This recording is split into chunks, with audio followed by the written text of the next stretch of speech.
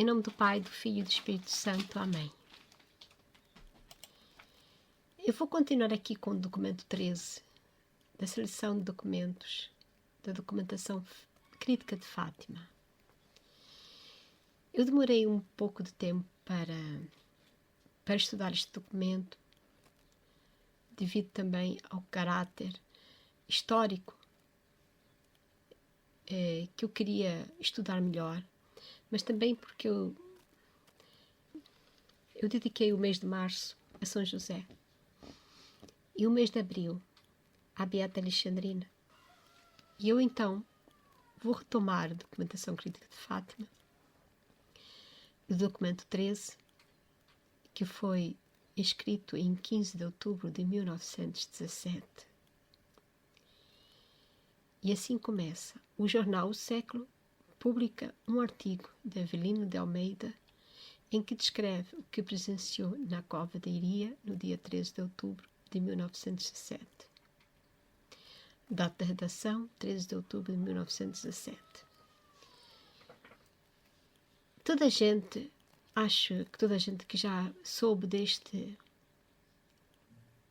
milagre do sol, o sol bailou em Fátima, lembra-se que as fotos do que aconteceu nesse dia, bem como a primeira reportagem feita quase que a divulgar este acontecimento por todo Portugal, foi feito pelo jornal O Século, com várias fotos, com 13 fotos,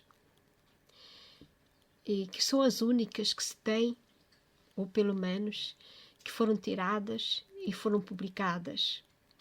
Por isso que este artigo é muito importante, porque conseguiu-se com este artigo que a aparição de Nossa Senhora de Fátima começasse a ser divulgada de uma maneira mais abrangente. A notícia de que o sol bailou em Fátima ao meio-dia foi algo que andou de boca em boca quase, não é? Mas eu, antes de continuar, quero fazer aqui uma reflexão, que vai ter aqui alguns intervenientes, vão aparecer intervenientes entre os quais este senhor Avelino de Almeida, que eu quis saber quem era. Avelino de Almeida, ele, conforme o que está escrito na Wikipédia, começou a sua carreira jornalística aos 18 anos, trabalhou principalmente no jornal O Século, onde trabalhou durante mais de 20 anos, em várias vertentes do jornalismo, como colunista, crítico teatral e comentador político. Também esteve nos periódicos A Capital e A Luta e escreveu crónicas para o Janeiro. Também escreveu sobre teatro no jornal A Mocidade de Lisboa, fez algumas produções teatrais e traduziu muitas peças estrangeiras. Fundou o jornal Cinéfilo, que dirigiu até o seu falecimento. Foi iniciado na maçonaria a 29 de outubro de 1910, na loja Irradiação do Grande Oriente Lusitano Unido. Então quer dizer que este senhor era maçom. E para quem não sabe o que é maçonaria, deixo aqui apenas a maçonaria. Ela foi proibida pela religião católica. Houve vários pronunciamentos papais emitidos contra a maçonaria.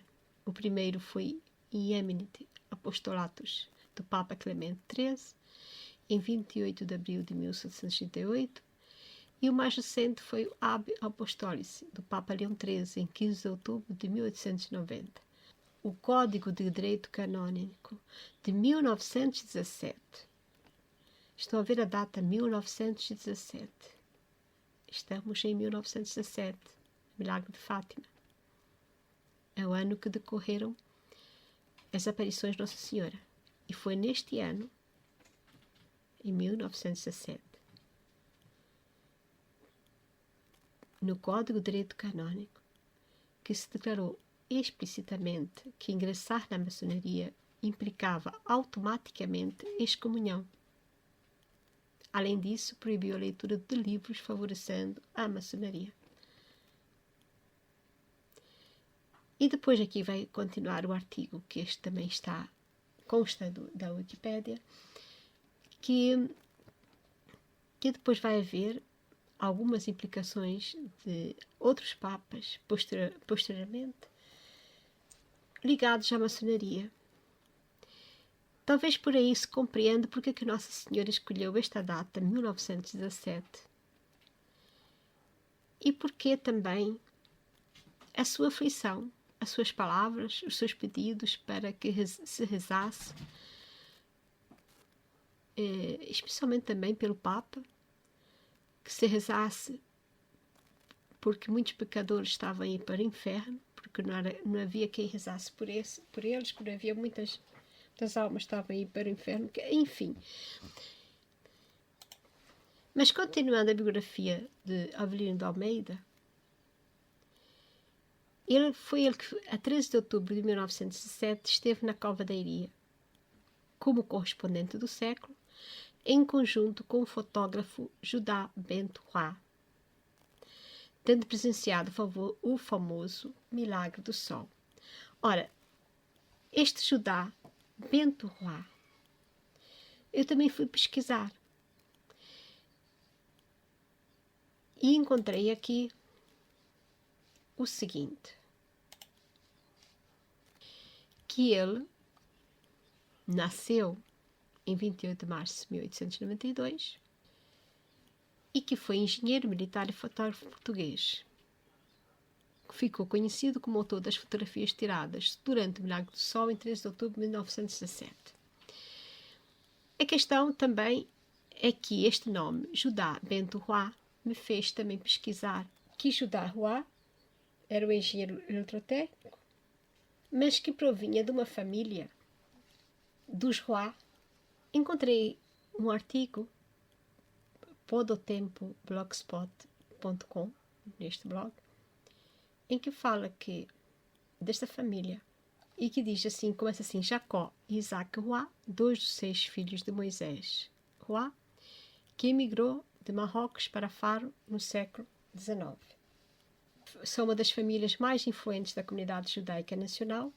O médico Samuel Roy costumava ser chamado à residência de Salazar e o seu primo Joshua foi o clínico de Álvaro Cunhal. O clã conta ainda com a atriz Daniela e com uma ex-grã-mestra da maçonaria feminina. Mas há muitas outras personagens fascinantes, um grande fotógrafo e um vendedor de pedras preciosas. E aqui vai-se encontrar depois este fotógrafo, depois de ler-se esse artigo um pouquinho mais. Judá Roy, um engenheiro eletrotécnico, acabou por sem querer deixar a sua marca na história religiosa portuguesa. Foi ele quem acompanhou o então conceituado jornalista Avelino de Almeida, do jornal O Século, à Cova de Iria, para fazer a reportagem sobre o milagre de Fátima a 13 de outubro de 1917. Isto porque o seu tio, Joshua Benoliel, fotógrafo daquele jornal, não pôde ir cobrir o evento e pediu-lhe que substituísse. Por isso foi Judá quem acabou por captar as imagens que no dia 15 de outubro saíram nas páginas do diário. Vai-se ver que, descendente dessa família, este fotógrafo que acaba por estar em Fátima nesse dia 13 de outubro. Então estamos a perceber que as pessoas que estavam aqui designadas para falar sobre o Lago de Fátima não eram católicas, ou pelo menos aqui não está mencionado na biografia destes senhores que eles tinham alguma ligação ao catolicismo. Então, e falando do jornal O Século, eu descobri que este jornal matutino de Lisboa publicou entre 8 de junho de 1880 e 12 de fevereiro de 1977. Ele foi fundado pelo jornalista Sebastião de Magalhães Lima. E eu fui saber quem era Sebastião de Magalhães Lima. E se clicar onde se diz Sebastião de Magalhães Lima, vai-se ver que ele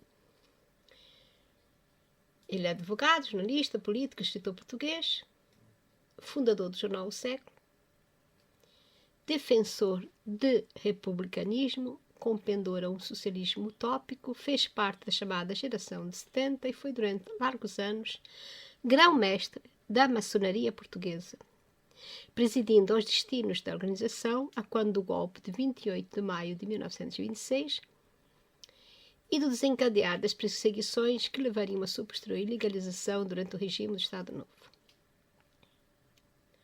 A historiadora Maria Rita Lino Garmel chama-nos a atenção que a defesa do ideal republicano e a propaganda antidinástica e anticlerical estão patentes na sua produção escrita e jornalística, bem como na sua ação cultural e cívica.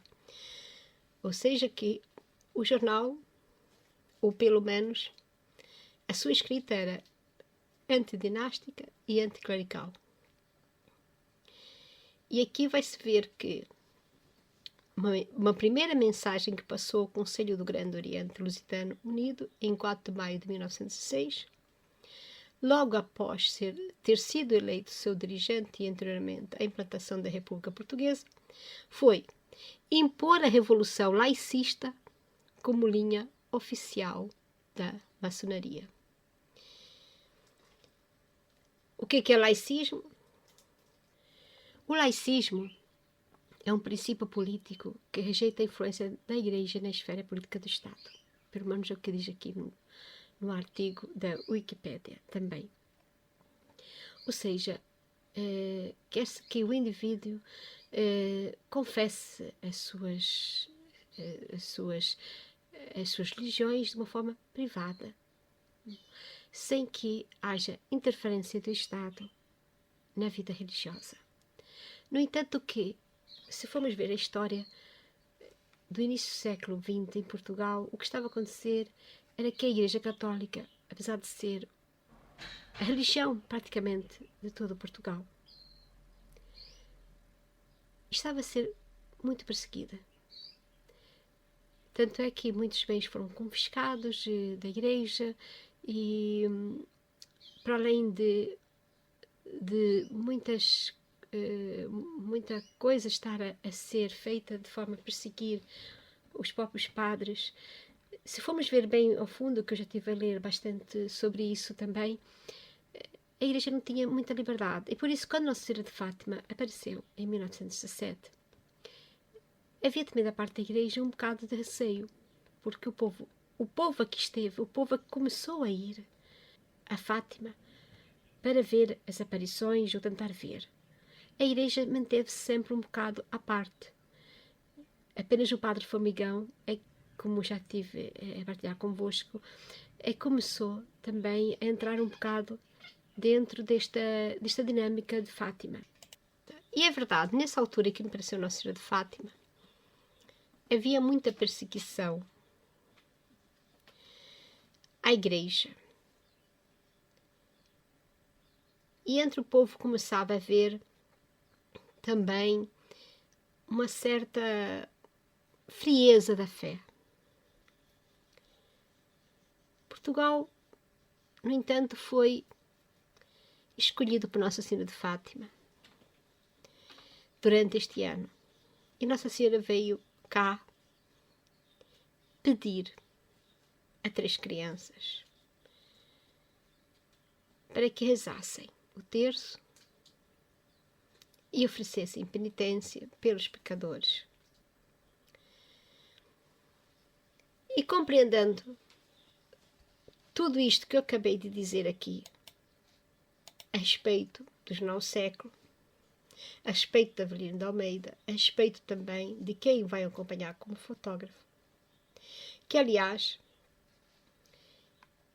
este Judá Bentuá, ele vai fotografar, mas o que se consta aqui é que Quem tinha que ir fazer a fotografia não era Judá Roá, mas o seu tio Joshua Benoliel, que era fotógrafo do Jornal Século. Mas ele não pôde ir cobrir o evento e pediu-lhe que o substituísse. Por isso foi Judá quem acabou por captar as imagens do dia que no dia 15 de outubro, saíram nas páginas do diário. Então, como aqui mesmo diz, agora se percebe porque é que se diz aqui ao fundo que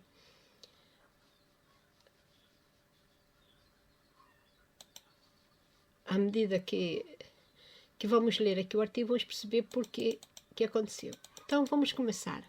Então ler o artigo com todas essas explicações que eu dei a respeito das pessoas que vão intervir aqui. Vamos começar então a ler o artigo para perceber melhor o seu contexto. As aparições da Virgem, em que consistiu o sinal do céu, muitos milhares de pessoas afirmam ter-se produzido um milagre. A guerra e a paz. Nessa altura estava a decorrer a Primeira Guerra Mundial.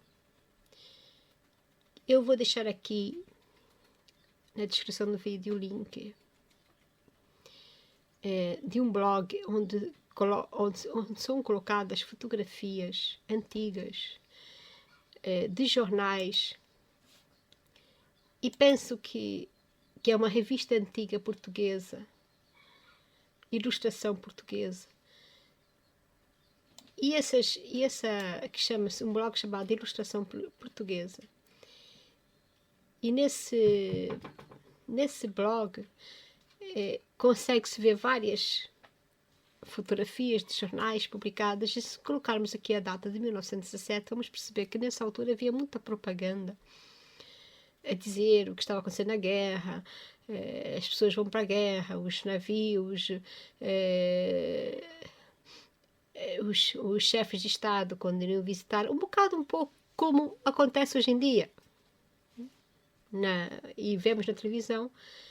Antes não havia televisão, havia o jornal. Então no jornal fotografavam as pessoas e colocavam, e acho interessante aqui algumas fotos, porque antigamente a fotografia não era instantânea, a fotografia era, as pessoas tinham que ficar quietas mesmo, tinham que ficar estáticas para que a fotografia saísse bem. Por isso as fotografias tiradas eram sempre de pessoas mais ou menos paradas, que pudessem ajudar na fotografia. E durante essa altura havia muita gente fora de Portugal, e muitos rapazes tinham ido ajudar na guerra. Morreu muita gente, muitos jovens portugueses foram para a guerra. E por isso também, isto da guerra, também vai ser um assunto neste artigo e na aparição de Nossa Senhora de Fátima em 13 de outubro. Mas continuando. Do nosso enviado especial, orei em 13 de outubro. Ao saltar, após a demorada viagem, pelas 16 horas de ontem na estação de Chão de Maçãs, onde se apearam também pessoas religiosas vindas de longes terras para assistir ao milagre, perguntei de chofre a um rapazote. De chofre quer dizer assim, de repente, no instante, ele apareceu ali, de repente, um jovem, porque esse de chofre eu não sabia o que queria dizer, e eu fui procurar. Naquele momento, de repente, apareceu um rapazote do Charabanques. O Charabanques também era uma carruagem com 4 rodas, tejadilho e 2 assentos paralelos no interior, conduzida por cavalos. Então, quer dizer, era um transporte que se utilizava naquela altura. Então perguntei a um rapazote do Charabanques da carreira que já tinha visto a senhora. Com o seu sorriso sardónico e o olhar enviesado, não hesitou em responder-me. Eu cá só lá vi pedras, carros, automóveis, cavalgaduras e gente. Eu aqui faço uma pergunta. porque havia muita gente. Ele acabou de dizer que estava muitas pessoas religiosas vindas de longes terras, mas ele só, não sei se fez pergunta a outras pessoas, mas a única resposta que ele colocou no início deste artigo foi deste rapazote, como ele mesmo se chama, uma pessoa nova, que disse que só viu pedras, cavalos, carros, automóveis, cavalgaduras e gente. Só lá vi pedras, carros, automóveis, cavalgaduras e gente. Agora, diante dessa posição, eu pergunto, só perguntar a este rapaz, a pergunta que eu faço é a seguinte: ao este correspondente apenas colocar no seu artigo apenas esta resposta e não buscar outras respostas de outras pessoas que tenham uma posição até diferente, para que o leitor, ao ler o seu artigo, possa pensar, afinal, nos vários pensamentos das pessoas, não só apenas deste rapaz, mas também das pessoas que ele também viu, e de certeza que as pessoas também não iam negar ou não negaram a resposta. A pessoa pergunta, então o que é que vai fazer a Fátima? De certeza que haveria lá pessoas, vamos lá rezar, vamos lá ver a Nossa Senhora, e até aprofundar. E a pergunta é, ao colocar apenas esta resposta, isso demonstra isenção? Ou busca da verdade?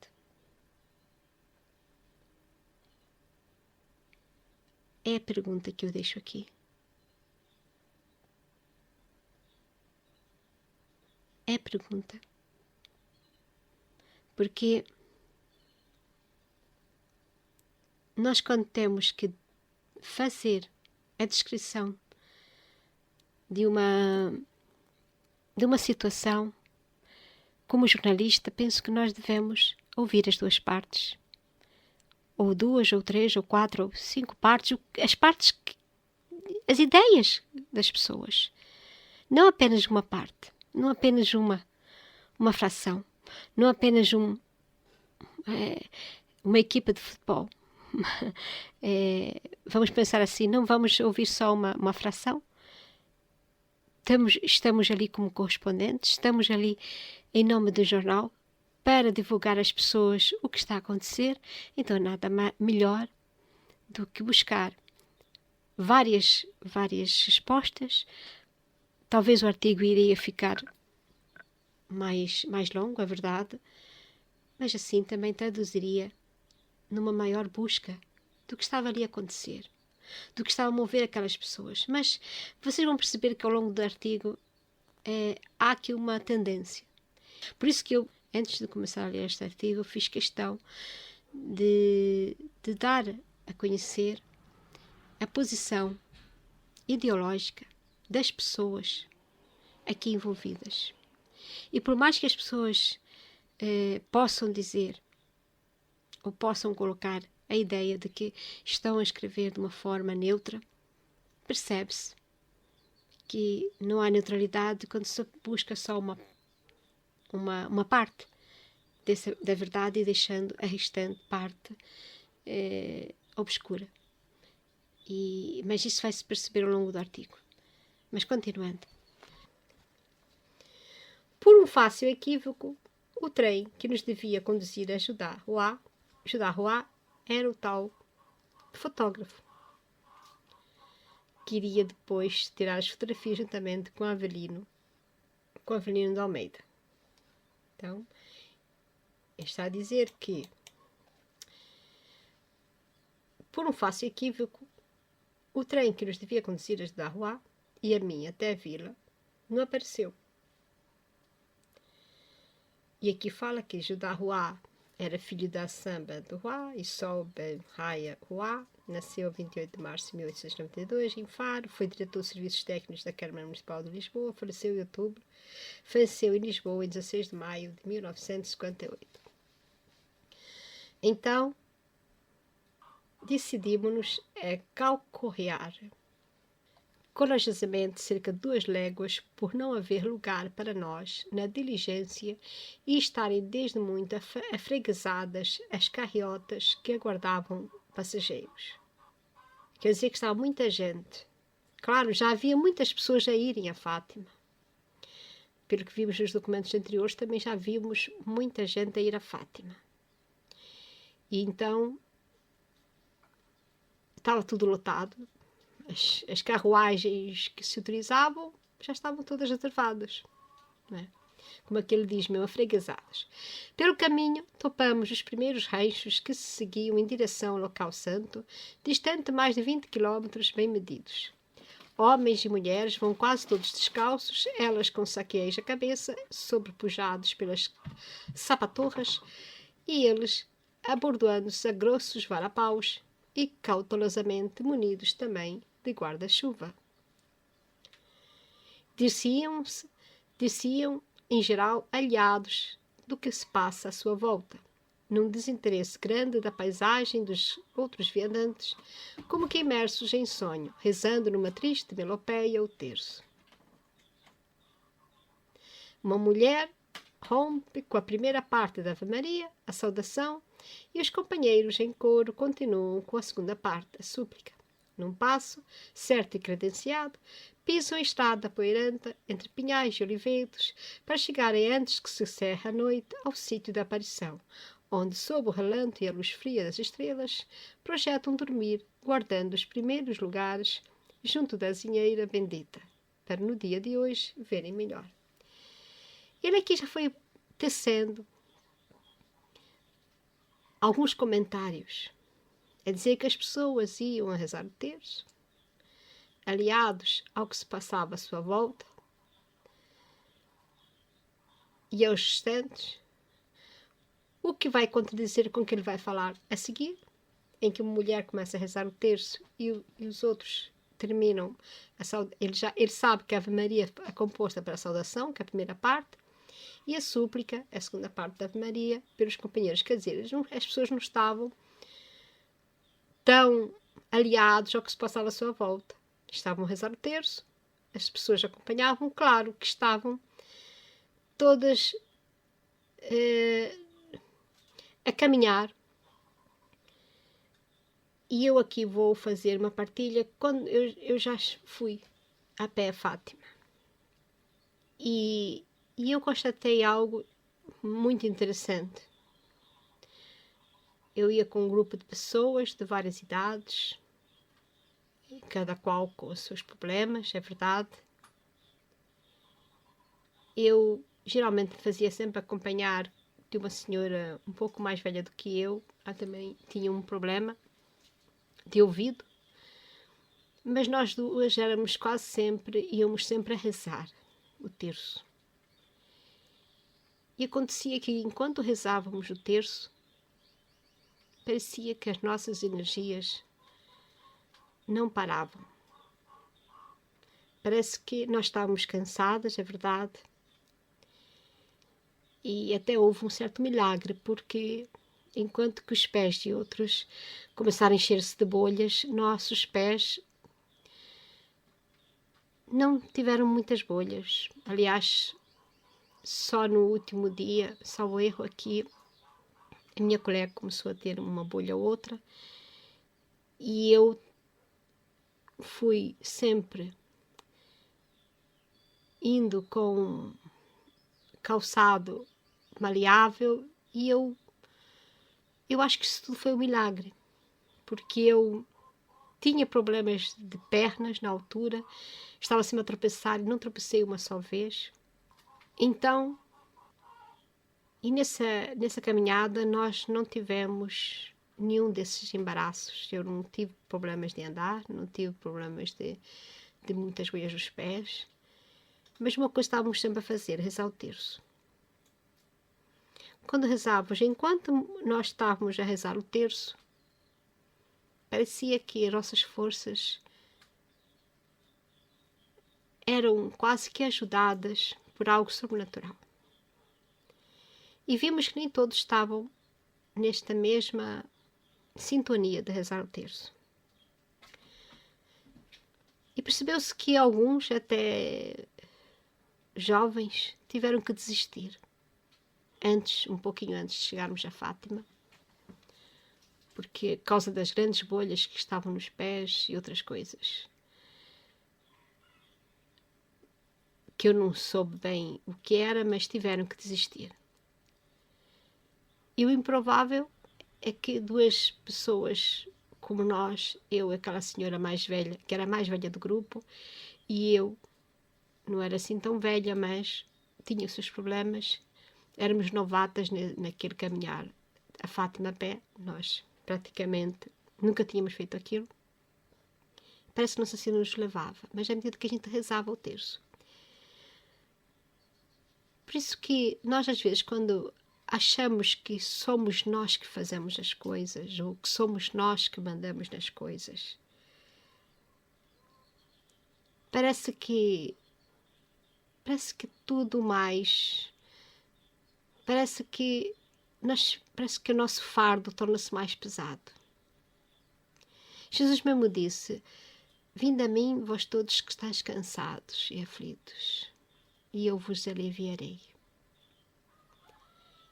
E é verdade. Nós, às vezes, na nossa prepotência, queremos fazer as coisas sozinhos. E às vezes basta nós pedirmos a nosso anjo da guarda e dizermos que somos fracos e que pedimos ajuda. Então Nossa Senhora nos concede. E apesar deste senhor, que não sei se ele um dia mudou o seu pensar acerca do que é rezar o terço. Ele aqui diz que reza o terço era como se uma triste melopeia. É muito triste ouvir-se isso quando nós sabemos o que é o terço. O terço não é triste. O terço é uma meditação sublime.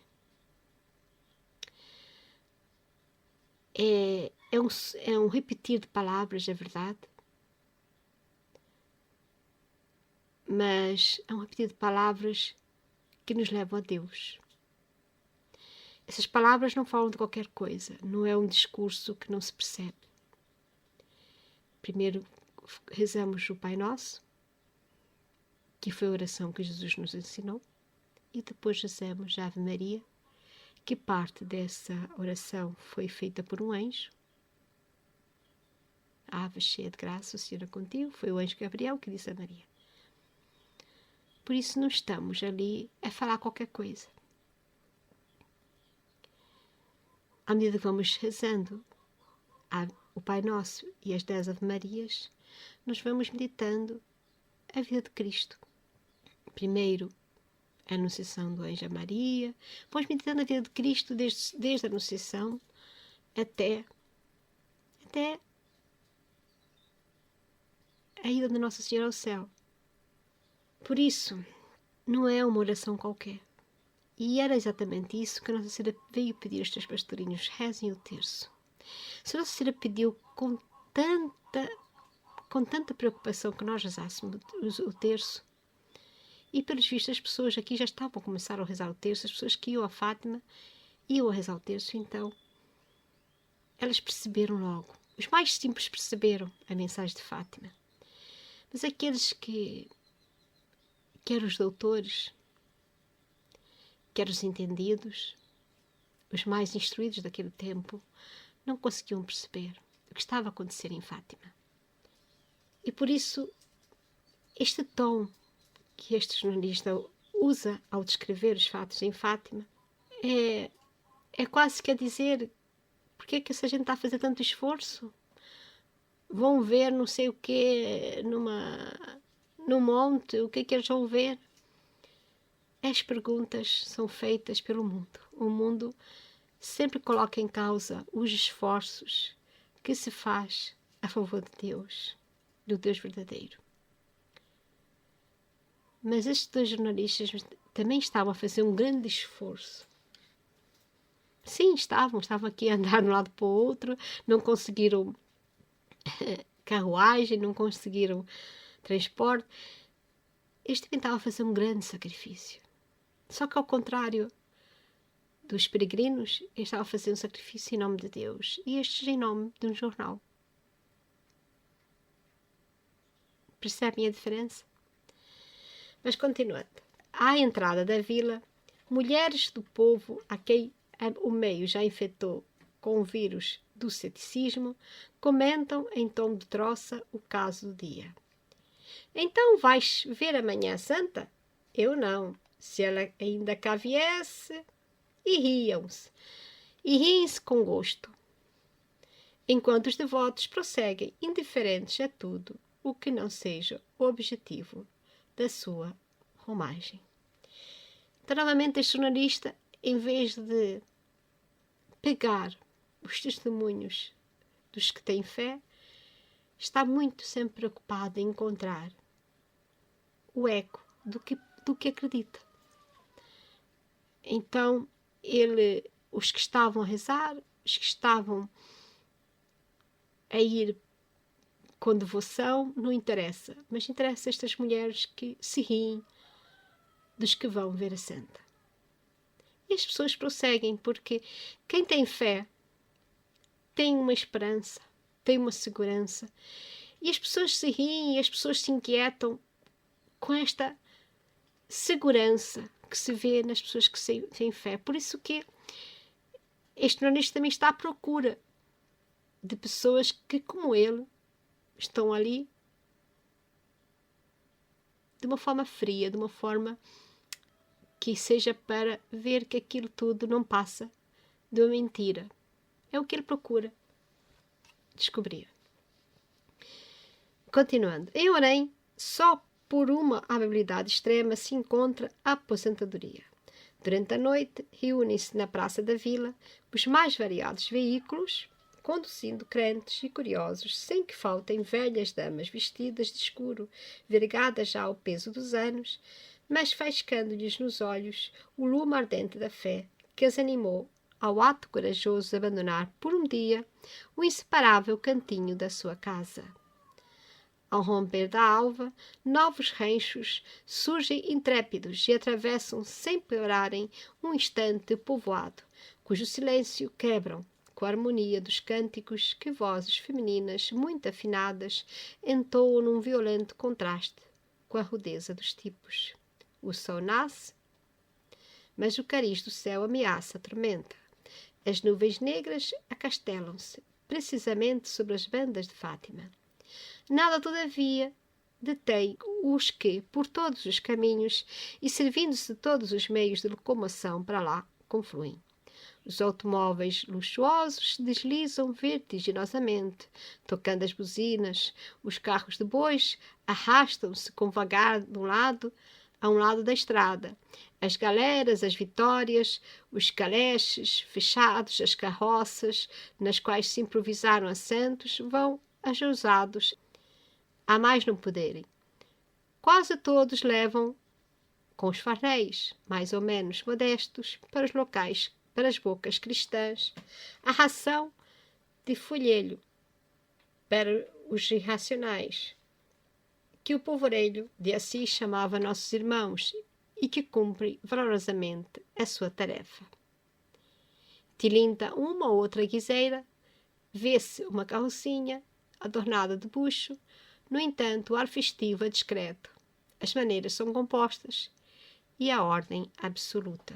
Aqui é interessante, porque tantas pessoas estavam a ir em Fátima, tudo em ordem e tudo como que ordenado. Até hoje, quando se vai a Fátima, é tudo muito ordenado. Quando as pessoas se movem por Deus, o Deus que acreditamos, não é um Deus do acaso,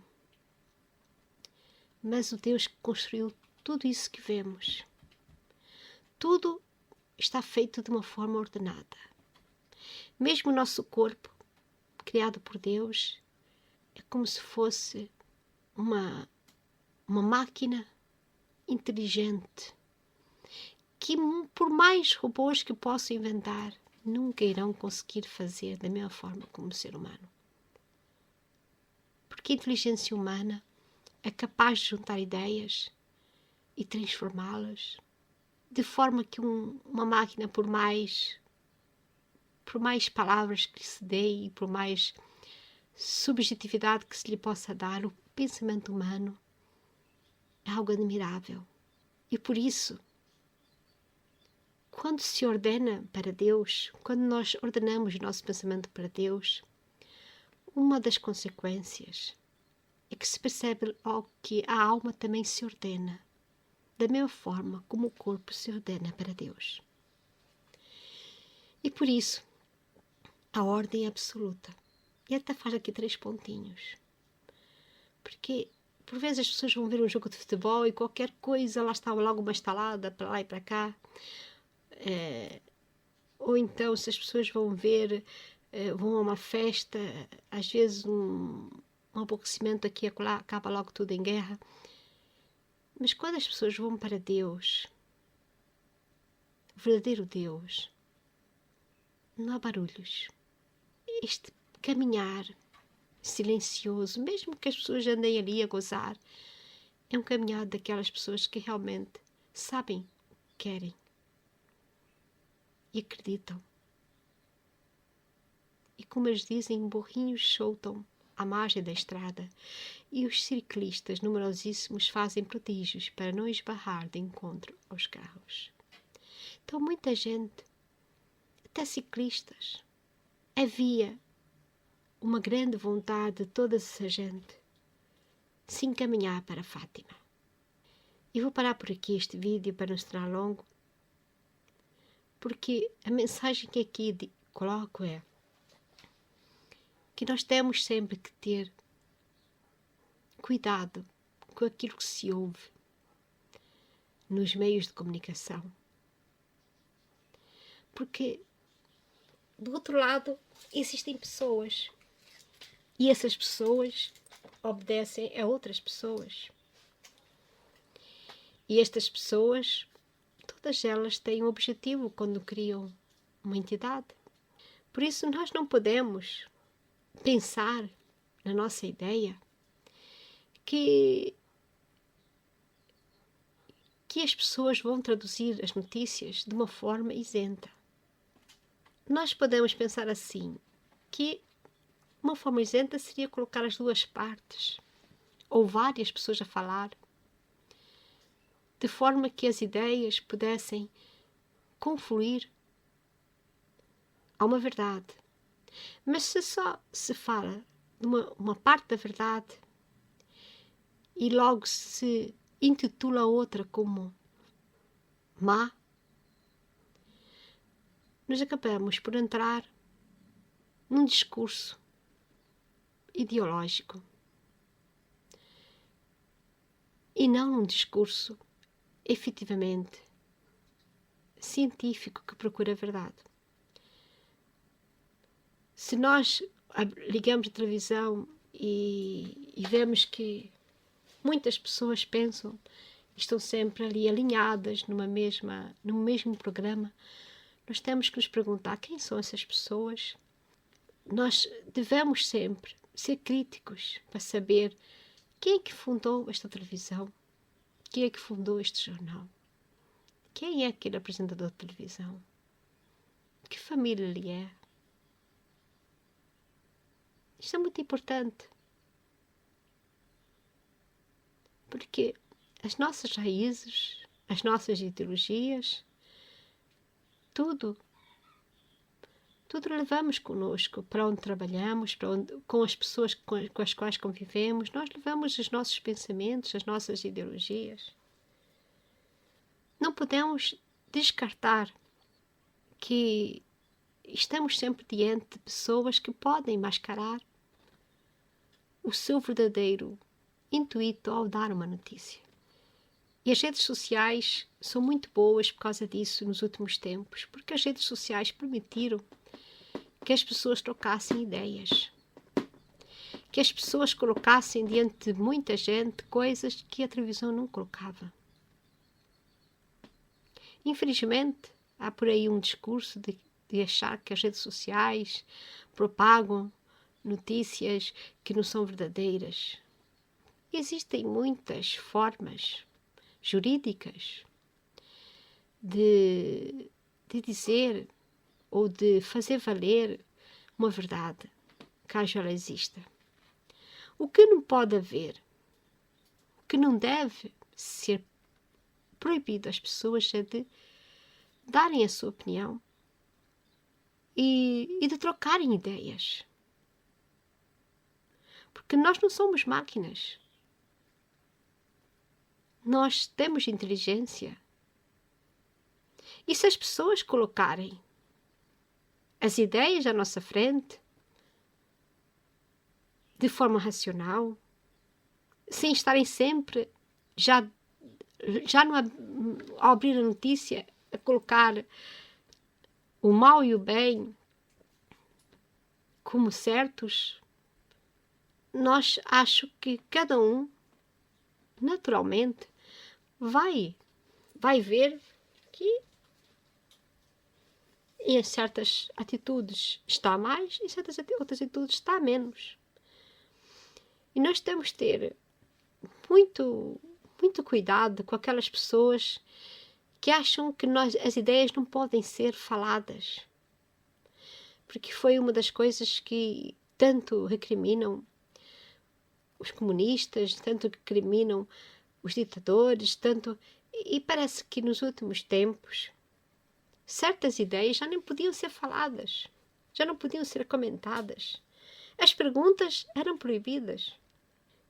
Passamos por um tempo nos últimos anos em que, devido a uma, vamos dizer, epidemia, parecia que as perguntas não eram possíveis. Isto nem científico é. Porque a ciência é algo que, para ser ciência, não pode estar estagnada. E para não estar estagnada, ela precisa estar sempre em constante interrogação. Porque ela precisa evoluir. E ela só evolui se ela, com base nos erros e acertos, ver, olha, isto resultou, isto não resultou, isto tem que ser assim. Agora, dizer que está, agora chegamos a um patamar que isto é assim e ponto final. Não pode ser. Ainda mais em ciência. Não há pontos finais em ciência. Por isso que todas as coisas, tudo isso que por vezes, hoje em dia, já não se pode comer isto, amanhã ou depois já se pode comer. Hoje faz mal isto, amanhã, daqui a alguns anos, não, afinal isto até fazia bem. Quantas vezes já ouvimos discursos completamente antagónicos de remédios que antes faziam bem e agora fazem mal, de alimentos que antes não se devia comer e agora deve-se comer. Há sempre uma mutação de ideias na ciência e por isso nós não podemos divinizá-la como houve nos tempos, há alguns anos atrás. Porque a ciência é ciência, a ciência é a pergunta, a indagação.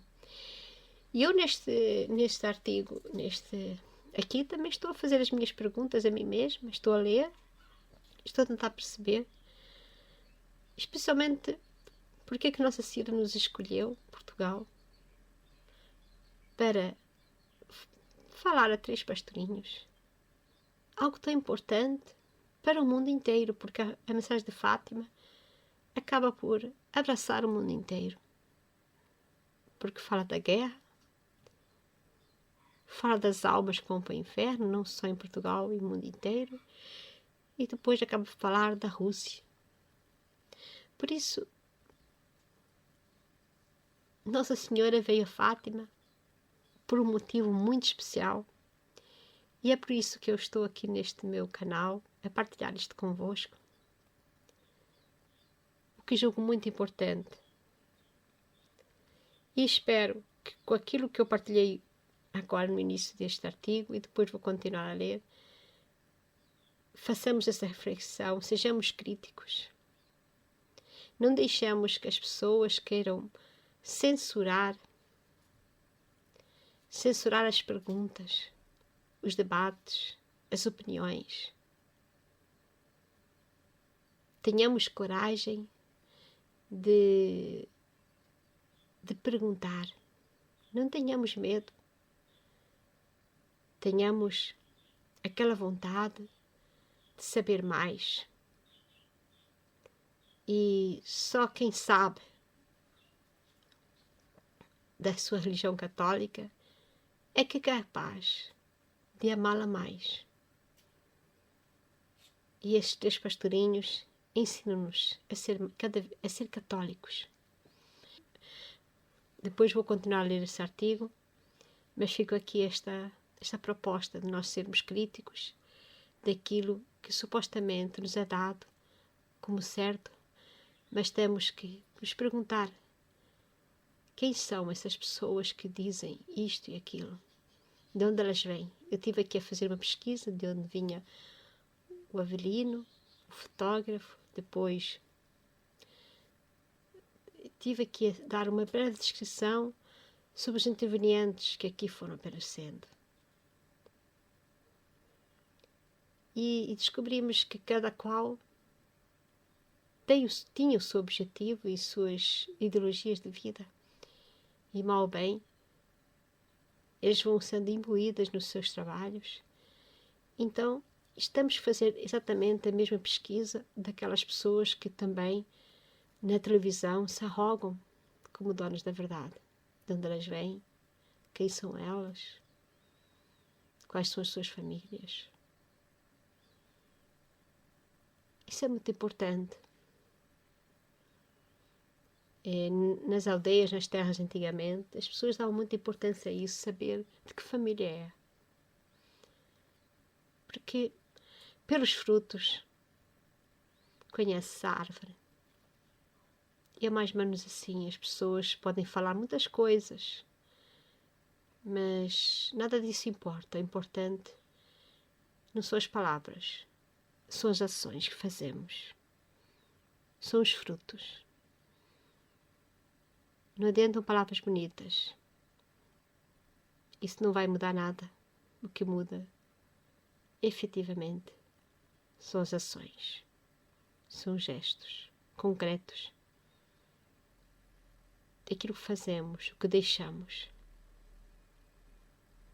Isso sim, é que importa. Para melhorar ou piorar o que se passa à nossa volta. Em nome do Pai, do Filho e do Espírito Santo. Amém.